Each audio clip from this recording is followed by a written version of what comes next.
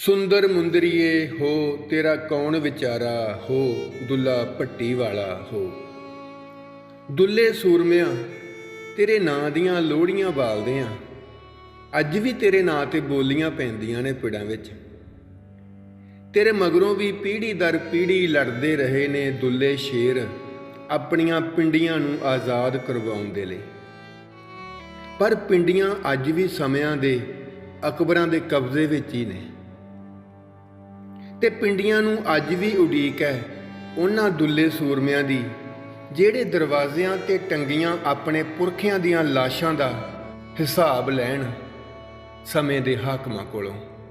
सुंदर मुंदरिए हो तेरा कौन विचारा हो दुल्ला भट्टी वाला हो।